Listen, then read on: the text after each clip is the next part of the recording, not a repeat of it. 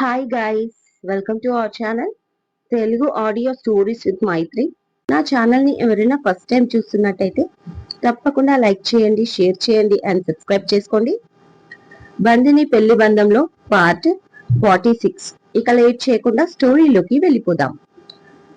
నాకు 2 days time ఇవ్వండి, గ్యారంటీగా కాంప్రమైజ్ కి తీసుకువస్తాను. అప్పటి వరకు ఆ కంపెనీ వాళ్ళతో ఏ డీల్ కి మీరు ఓకే చెప్పకండి అంటుంది సియా శశాంక్ తో. ఓకే, బట్ సియా మిమ్మల్ని నేను అందుకు పిలవలేదు అన్నాడు నవ్వుతూ. ఓ, అందుకే అనుకున్నా. ఓకే చెప్పండి సార్ అంటుంది సియా. మీరు స్ట్రెస్ ఎక్కువ తీసుకుంటున్నట్టున్నారు ఈ విషయంలో. ఎందుకలా? నేను ముందే చెప్పాను ఇది నాకు చాలా చిన్న విషయమని. బీ కూల్ సియా. వాళ్ళు కేసి వేసినంత మాత్రాన ప్రపంచమేమి ఆగిపోవడం లేదు.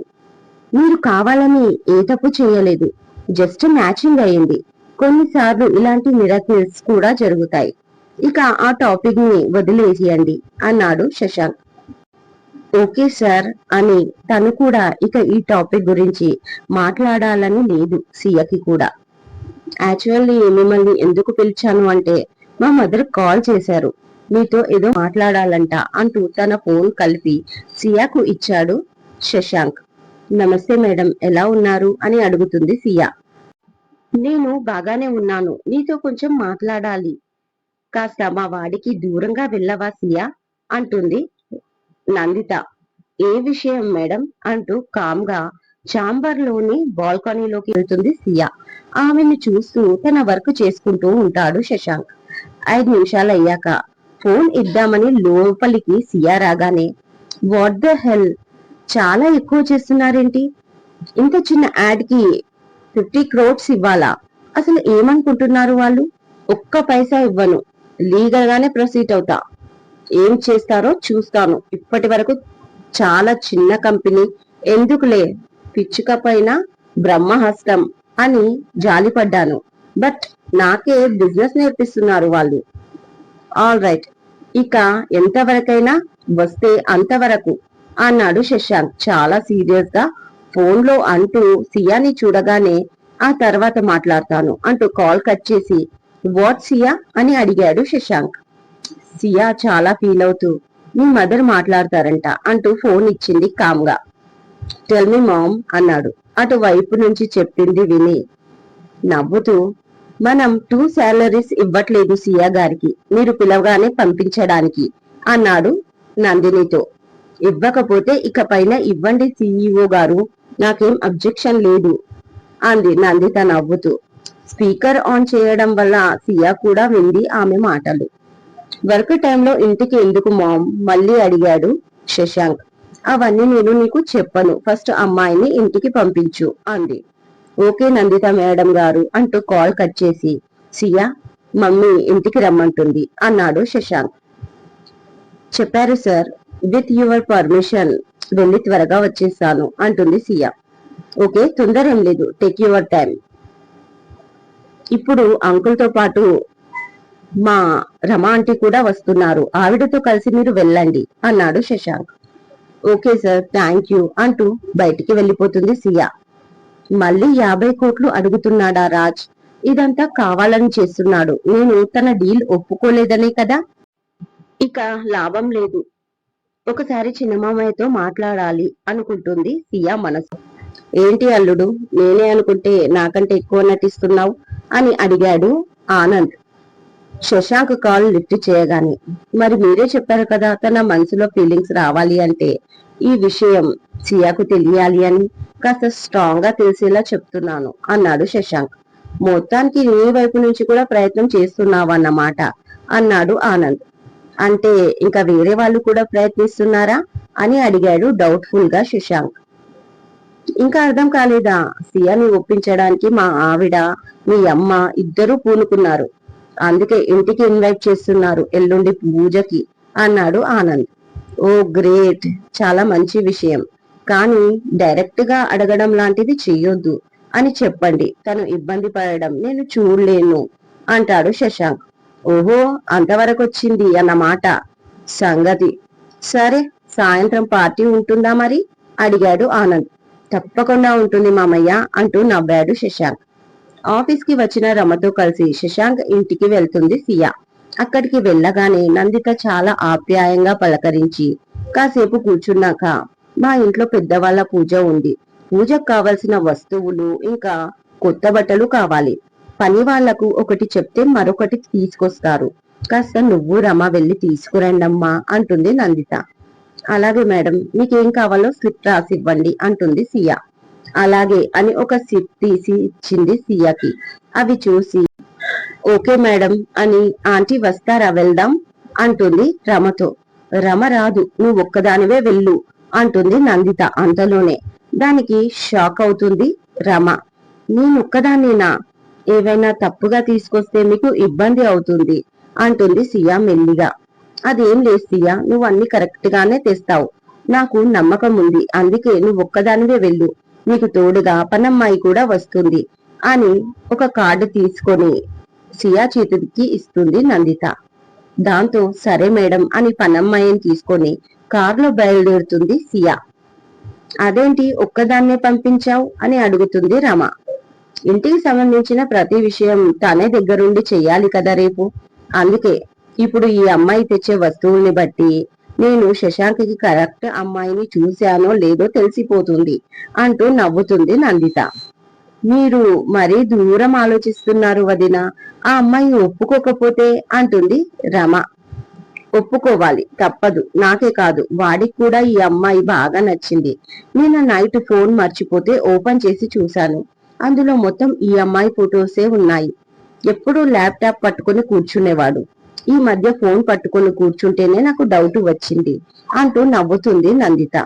కానీ అమ్మాయిని ఫోర్స్ చెయ్యొద్దు అని చెప్పాడంట శశాంక్ ఆయనతో, ఆయన ఇందాకే అన్నాడు ఆఫీస్ వెళ్ళినప్పుడు అంటుంది రమ.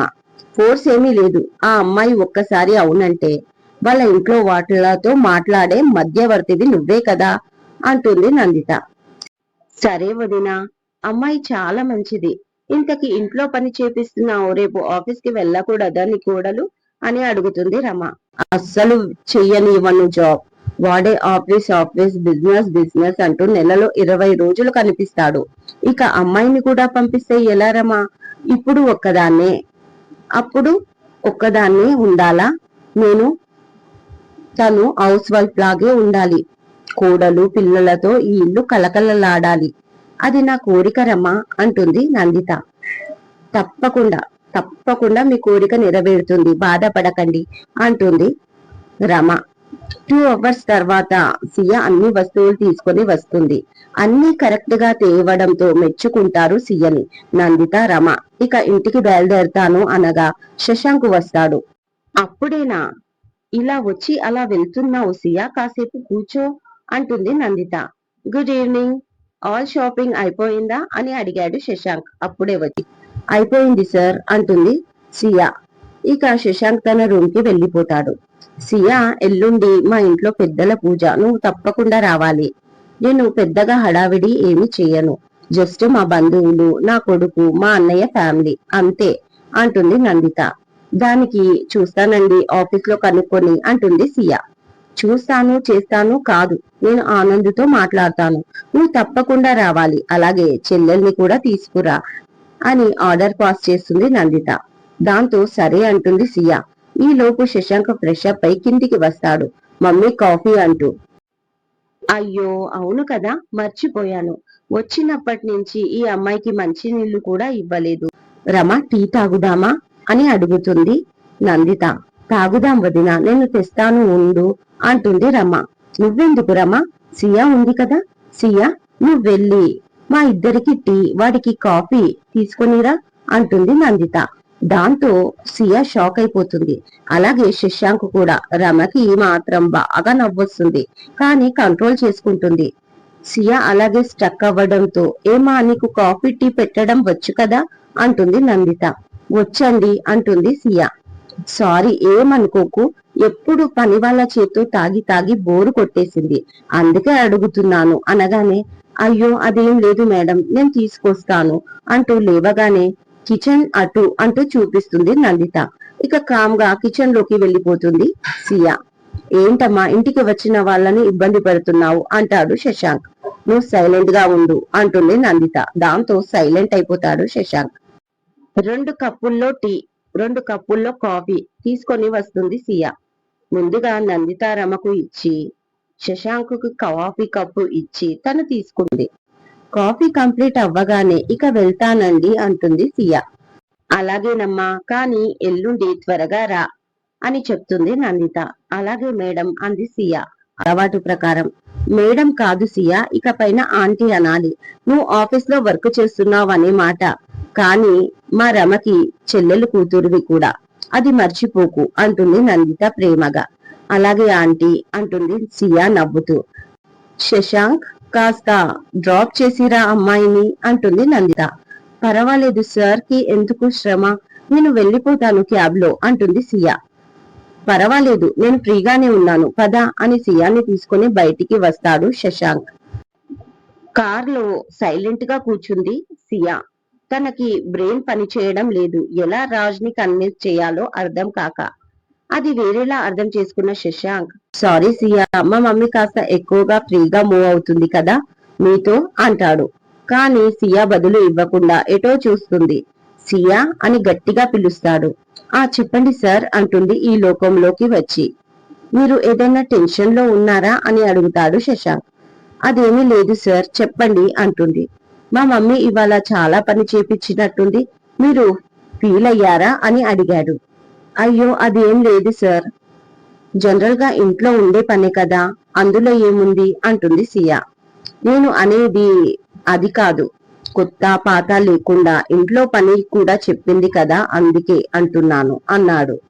జనరల్ గా మా మమ్మీ ఎవరితో ఇలా బిహేవ్ చెయ్యదు, మరి మీతో ఎందుకు చేస్తుందో నాకు అర్థం కావటం లేదు అంటాడు శశాంక్. అదేం లేదు సార్, చాలా మంది గెస్ట్ లా చూసి కాల్ నుంచి పంపించేస్తారు, కానీ మీ మదర్ నన్ను ఇంట్లో మనిషిలా చూస్తుంది, అది నాకు గౌరవమే అంటుంది సియా. థ్యాంక్ యూ సియా, అర్థం చేసుకున్నందుకు. ఎనీవేస్ మీరెందుకో టెన్షన్ లో ఉన్నారు, దేని గురించి ఆలోచిస్తున్నారో తెలుసుకోవచ్చా అని అడిగాడు శశాంక్. అదేం లేదు సార్, కొంచెం స్ట్రెస్ ఎక్కువయింది, ఇంటికి వెళ్తే నార్మల్ అయిపోతాను అంటూ దాటా వేస్తుంది సియా. ఇంటి దగ్గర డ్రాప్ చేశాక రేపు ఆఫీస్ కి రాకండి, రెస్ట్ తీసుకోండి అంటాడు శశాంక్. వద్దు సార్, నేను బాగానే ఉన్నాను, వర్క్ ఉంటేనే నాకు ఇబ్బంది ఉండదు, పర్వాలేదు, నేను రేపు ఆఫీస్ కి వస్తాను, కావాలంటే ఎల్లుండి పూజ ఉంది కదా ఆ రోజు లీవ్ తీసుకుంటాను అంటుంది సియా. అమ్మయ్య, మొత్తానికి రేపు ఎల్లుండి 2 దర్శనాలు ఉంటాయి దేవి గారివి. ఫార్మాలిటీకి రేపు రావద్దన్నాను, కానీ రాదేమో అని భయపడ్డాను అని మనసులో అనుకుంటూ, సరే మీ ఇష్టం, బాయ్, టేక్ కేర్ సియా అంటూ వెళ్ళిపోతాడు శశాంక్. ఆ రోజు త్వరగా టిఫిన్ ప్రిపేర్ చేస్తూ ఉంటుంది సియా. చైత్రకి హాలిడే కావడంతో ఇంకా లేవలేదు. తనని రూమ్ లోకి వెళ్లి లేపినప్పుడల్లా జస్ట్ 5 మినిట్స్ అంటూ పడుకుంటుంది. చెన్ని, ఇది లాస్ట్ టైం వార్నింగ్ ఇస్తున్నా, నీకు లేచావా సరే, లేకపోతే నేను ఒక్కదాన్ని వెళ్ళిపోతాను వార్నింగ్ ఇచ్చి కిచెన్ లోకి వచ్చింది సియా.